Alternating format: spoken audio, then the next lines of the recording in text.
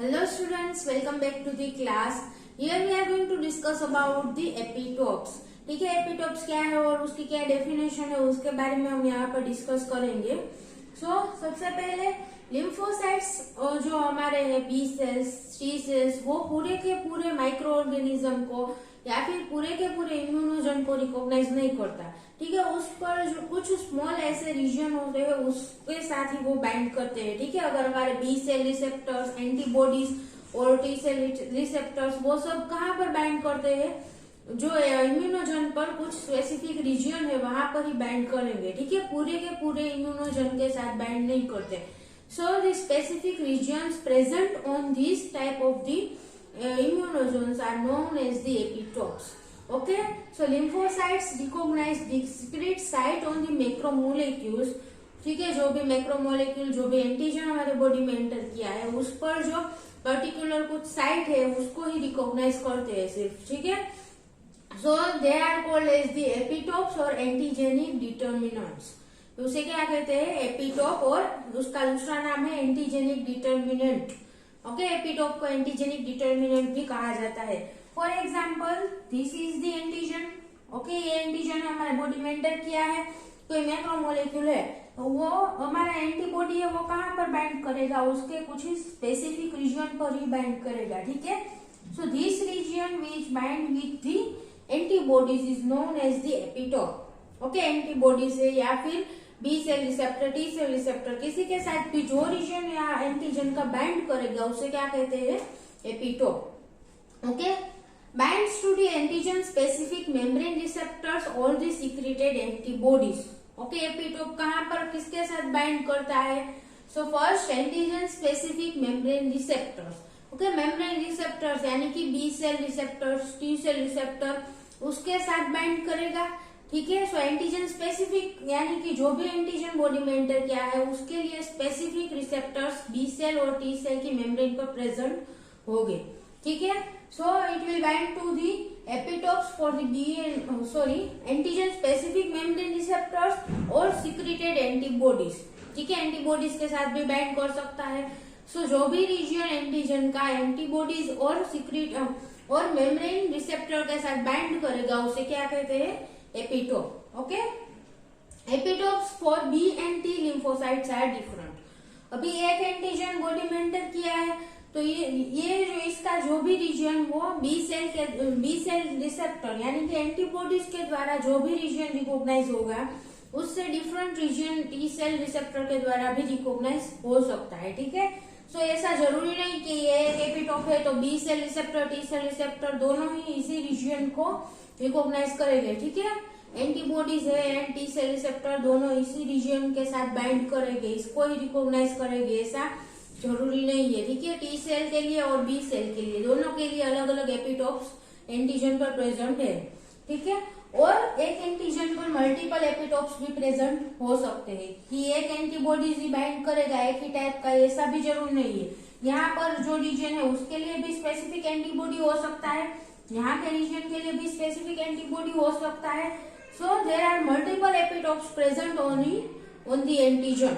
Okay, so ये सब क्या है, अलग अलग एपिटोप है. And B cell T cell दोनों के लिए ही अलग एपिटोप्स प्रेजेंट हो गए एंटीजन में. ठीक है, lymphocytes may interact with the complex antigen on several level of the antigen structure. अभी एंटीजन के स्ट्रक्चर के बेसिस पर भी अलग अलग लेवल्स पर लिम्फोसाइट्स इंटरेक्ट करते हैं. फॉर एग्जांपल, प्रोटीन एंटीजन है अगर, तो प्रोटीन का स्ट्रक्चर हमने लास्ट लेक्चर में डिस्कस किया था. There are 4 level of the organisation in the protein, primary, secondary, tertiary, quaternary. So epitope के कॉन्फॉर्मेशन में या फिर एपिटोप के फॉर्मेशन में भी ये जो है वो उसके चार स्ट्रक्चर वो पार्टिसिपेट कर सकते हैं. फॉर एग्जांपल, अगर कोई प्रोटीन प्राइमरी फॉर्म में है तो उसकी जो ये सीक्वेंस है वो डायरेक्टली, ठीक है, ये सीक्वेंस डायरेक्टली रिकॉग्नाइज होगी. ठीक है, but if it is in the secondary structure, अगर ये सेकेंडरी स्ट्रक्चर में है तो इसका जो एपिटोप फॉर्म होगा वो किसके द्वारा होगा, दिस रीजन. ओके, सो ये सभी चेन के जो इतने छोटे छोटे रीजन है उन सबको मिलाकर एपिटोप फॉर्म होता है. ठीक है, अगर टर्सरी स्ट्रक्चर में है तो इस प्रकार का स्ट्रक्चर होगा. सो ये चेन इस सब को मिलाकर क्या है यहाँ पर फॉर्म होगा एपिटोप। ओके, सो ऐसा जरूरी नहीं है कि एपिटोप की जो सीक्वेंस है वो कंटिन्यू सीक्वेंस है, ठीक है। आप पूरी की पूरी प्रोटीन सीक्वेंस में से कुछ कुछ फ्रेगमेंट मिलकर भी एपिटोप फॉर्म कर सकते हैं। सो इसका प्राइमरी, सेकेंडरी, टर्शियरी जो इसका स्ट्रक्चर है वो सब एपिटोप के फॉर्मेशन में पार्टिसिपेट करेंगे, ठीक है। सो इस प्रोटीन पूरी की पूरी चेन के अलग अलग रीजन एक साथ कंबाइन होकर भी एपिटोप फॉर्म कर सकते हैं। देन पॉलीसेकेराइड्स में किस प्रकार का स्ट्रक्चर होता है? They are the branched chain. Okay, polysaccharide में इस प्रकार से ब्रांचेस देखने को मिलती है। सो इसका जो एपिटोप फॉर्म होता है वो इन सब ब्रांच को मिलाकर भी बन सकता है, ठीक है। यहाँ पर इस प्रकार का कोई स्ट्रक्चर नहीं होता पॉलीसेकेराइड में, but there are the branches. So more than one branches can combine with each other and make the epitope, ठीक है। यहाँ पर बहुत सारी ब्रांचेस है, तो इन सब के जो टिप्स है ये सब मिलकर भी एपिटोप फॉर्म कर सकते हैं। Okay, so branched chain polysaccharides will contribute to the epitope। Okay, branched chain polysaccharide की जो भी ब्रांचेस है वो सब एपिटोप के फॉर्मेशन में कंट्रीब्यूट करती है। क्लियर? सो बी सेल, ओके, सो लिम्फोसाइट्स जिसके भी एंटीजन का जिस स्ट्रक्चर के साथ इंटरेक्ट करते हैं वो यहाँ पर उसका जो कॉम्प्लेक्स स्ट्रक्चर है उसके बेसिस पर एपिटोप फॉर्म होगा, ठीक है। Now the B cell epitopes they recognized tend to be highly accessible site on the exposed structure of the immunogen।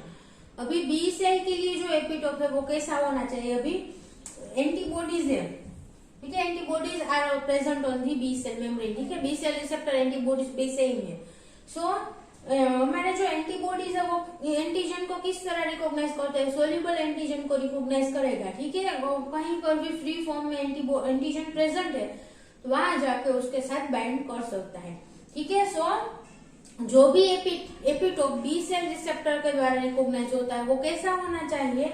Easily accessible site. Okay, antigen का अगर ये पूरा का पूरा स्ट्रक्चर है तो इसके बाहर आउटर साइड में जो भी इजीली एसेसिबल साइट है वो बी सेल एपिटोप के रूप में होनी चाहिए, ठीक है। अगर यहाँ पर एंटीजन के अंदर कोई ये साइट होगी बी सेल एपिटोप के रूप में वर्क नहीं कर सकती क्योंकि एंटीबॉडी यहाँ अंदर की साइट पर बाइंड नहीं कर पाएंगे, ठीक है। So B cell epitopes they recognise tend to be highly accessible site on the exposed surface of the immunogen, ठीक है। आउटर सरफेस पर ही होनी चाहिए। And T cell epitope also include the MHC. T cell का जो epitope है उसमें एमएचसी भी इंक्लूडेड है क्योंकि टी सेल को एंटीजन को रिकॉग्नाइज करने के लिए एमएचसी मॉलिक्यूल कंपलसरी है, ठीक है। तो हम ऐसा भी कह सकते हैं कि एमएचसी का कुछ रीजन है वो भी टी सेल जो है एपिटोप के रूप में कंसीडर करेगा, ठीक है। रिकॉग्नाइज करने में एमएचसी का कुछ रीजन भी रिकॉग्नाइज करता है T cell. So T cell epitope किसका बना होगा? फ्रेगमेंट ऑफ एंटीजन का स्मॉल फ्रेगमेंट होगा एंड एमएचसी मॉलिक्यूल दोनों ही हो गए, ठीक है। So it is made up of the antigenic epitope and MHC. Okay, it can be any part of the immunogen क्योंकि टी सेल रिसेप्टर जो एंटीजन को रिकॉग्नाइज करता है वो कैसा होता है? Processed and presented on the membrane of the antigen presenting cell और दी अल्टर्ड सेल, ठीक है। उसका एंटीजन पूरा का पूरा एमएचसी के द्वारा प्रेजेंट नहीं होता। एंटीजन का स्मॉल फ्रेगमेंट, इसके बहुत सारे स्मॉल फ्रेगमेंट फॉर्म हो जाएंगे और उसमें से एक फ्रेगमेंट है वो एमएचसी के साथ बाइंड होकर डिस्प्ले होता है, ठीक है। सो यहाँ पर बीच का रीजन भी हो सकता है, फ्रेगमेंट फॉर्म हो चुके हैं तो बीच के रीजन भी एक्सपोज हो जाते हैं, ठीक है। So it can be any region of the antigen. B cell में कुछ एंटीबॉडीज के बाइंडिंग के टाइम पर ऐसा कुछ प्रोसेसिंग नहीं होता, ठीक है। पूरा का पूरा एंटीजन है वही वहां पर रहता है। सो इसको लिए बाइंड करने के लिए इजीली एसेसिबल साइट की जरूरत पड़ती है। But for the T cell antigen का डिग्रेडेशन हो जाएगा पूरा का पूरा। सो अगर बीच की कोई साइट एपिटोप के रूप में भी वर्क कर सकती है क्योंकि पूरा एंटीजन डिग्रेड हो गया एमएचसी पर उसका एक पोर्शन ही डिस्प्ले होता है। क्लियर? सो एमएचसी का कुछ रीजन भी एपिटोप के साथ इंक्लूडेड होगा टी सेल एपिटोप के ग्रुप में। Okay, now antigen antibody. They will bind with each other by the non covalent interaction. ठीक है, यहाँ पर कोई कोवेलेंट बॉन्ड फॉर्म नहीं होता है एंटीजन एंटीबॉडी इंटरेक्शन के time. So it is the non covalent interaction, so it is the weak bond, बहुत ही वीक बॉन्ड है। और इस इंटरेक्शन को लंबे समय तक रखने के लिए क्या जरूरी है? For strong bond antibodies, antigen binding site and epitope must be of the complementary shape. Okay, इन दोनों को कॉम्प्लीमेंट्री शेप का होना जरूरी है। ओके, अगर एंटीबॉडी है उसकी जो एंटीजन बाइंडिंग साइट है उसका शेप कुछ इस प्रकार का है, अगर यहाँ पर this is the antigen binding site, okay, so इसका शेप इस प्रकार का है, तो इसका जो एपिटोप है उसका शेप ऐसा होना चाहिए। ठीक है, कॉम्प्लीमेंट्री। लॉक एंड की हम जानते हैं, लॉक एंड की में दोनों कॉम्प्लीमेंट्री है। अगर एंटीजन बाइंडिंग साइट का शेप इस प्रकार होगा, ठीक है, राउंडेड, तो एपिटोप भी राउंडेड शेप का होना चाहिए। ठीक है, देन अगर इसका जो शेप है वो कुछ इस प्रकार का होगा, तो जो हमारा एपिटोप है वो इस शेप का होना चाहिए। ठीक है, सो कॉम्प्लीमेंट्री शेप के दोनों होने चाहिए फॉर स्ट्रॉन्गर बॉन्ड। और लंबे समय तक एक दूसरे के साथ बाइंड रहने के लिए इन दोनों का जो शेप है antigen binding site of the antibody and epitope, दोनों का शेप कॉम्प्लीमेंट्री होना चाहिए। ठीक है, then size of the B cell epitope is no longer than the size of the antigen binding site. Okay, यहाँ पर देखिए ये जो है वो एंटीजन बाइंडिंग साइट है एंटीबॉडी की, सो इसकी साइज एंड एपिटोप की साइज दोनों सिमिलर होनी चाहिए। ठीक है, एपिटोप की साइज है वो एंटीजन बाइंडिंग साइट से बड़ी नहीं हो सकती।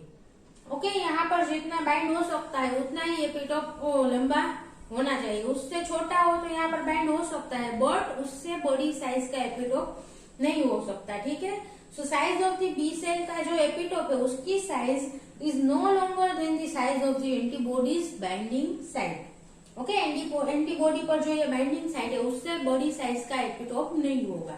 ठीक है, एंटीजन बड़ा हो सकता है पर उस पर जो एपिटोप है उसका साइज है वो इसके जितना ही होगा। ठीक है, यहाँ पर ये पूरा का पूरा एंटीजन है, this is the antigen, so इस एपिटोप की साइज है वो कितनी होनी चाहिए? Maximum to the size of the antibodies antigen binding site. Okay, B cell epitope must be hydrophilic region. ठीक है, बी सेल का जो एपिटोप है वो कहाँ है? एंटीजन की सरफेस पर ही प्रेजेंट है, so it must be hydrophilic. Okay, क्योंकि वो कंटिन्यूअसली वाटर के संपर्क में आता ही है। सो जो आउटर रीजन है वो कैसा होता है? और जनरली जो सभी मैक्रोमोलेक्यूल्स है, कुछ भी है हमारे बॉडी में ये मैक्रोमोलेक्यूल है, उन सबका जो आउटर रीजन है वो कैसा होगा? Hydrophilic. Okay, so it must be hydrophilic region and easily accessible sites. Okay, यहाँ पर आउटर मेम्ब्रेन पर ही प्रेजेंट होगी, सो इजीली एसेसिबल साइट्स है। Okay, so B cell epitope are the hydrophilic regions and the easily accessible sites on the antigen. Clear? So this was all about the epitopes. Now the comparison of antigen recognition by the T cell and B cell. ठीक है, T cell B cell दोनों ही के द्वारा जो antigen का recognition होता है उन दोनों में क्या क्या सिमिलैरिटीज और डिसिमिलैरिटीज है। ठीक है, उनका कंपैरिजन अभी यहाँ पर मैंने ड्रॉ किया है। ठीक है, तो first is the interaction with the antigen. Okay, antigen के साथ जो इंटरेक्शन होता है बी सेल का या फिर टी सेल का वो किस प्रकार का होता है? So in B cell it is the binary complex, means अगर एंटीबॉडी है फ्री फॉर्म में, सॉरी बी सेल के मेम्ब्रेन पर क्या प्रेजेंट होगा? एंटीबॉडीज। ठीक है, बी सेल रिसेप्टर के रूप में। सो एंटीबॉडी एंड एंटीजन दोनों ही के बीच में कॉम्प्लेक्स फॉर्म होगा। ठीक है, वो दो रिएक्ट करते हैं। सो यहाँ पर क्या बाइनरी कॉम्प्लेक्स फॉर्म होता है? Antigen antibody complex. Okay, or antigen B cell receptor complex. And here in the T cell it is the ternary complex because there are the three molecules involved in that antigen interaction. Okay, first T cell receptor, second antigen and third is the MHC molecule. Okay, so तीन molecule involved होते हैं, so there is the ternary complex formed during the antigen interaction with T cell receptor and B cell receptor के साथ जब भी antigen का interaction होता है तो बाइनरी कॉम्प्लेक्स फॉर्म होगा। ठीक है, second binding of the soluble antigen, ये सोल्यूबल एंटीजन के साथ बाइंड कर सकता है या नहीं। ठीक है, so B cell receptor can bind with the soluble antigen, वो सोल्यूबल एंटीजन के साथ ही बाइंड करता है, so yes. And in T cell receptor it can not bind with the soluble receptor. ठीक है, MHC मॉलिक्यूल के साथ प्रेजेंट किया हुआ जो भी एंटीजन होगा उसके साथ ही वो बाइंड कर सकता है। ठीक है, so it can not bind with the soluble antigen. Then involvement of the MHC molecule. Okay, B cell के रिकॉग्निशन में कोई भी MHC मॉलिक्यूल का इन्वॉल्वमेंट नहीं है, यहाँ पर कंपलसरी है। यस, ओके, टी सेल को एंटीजन को रिकॉग्नाइज करने के लिए MHC मॉलिक्यूल कंपलसरी है। Okay, then fourth is the chemical nature of the antigen. दोनों ही रिसेप्टर के द्वारा जो भी एंटीजन रिकॉग्नाइज होता है उनका केमिकल नेचर भी डिफरेंट होगा। ठीक है, so here the proteins, polysaccharides and lipids, okay, all are recognized by the B cell receptor, and here in the T cell the mostly proteins are recognized by the T cell receptor.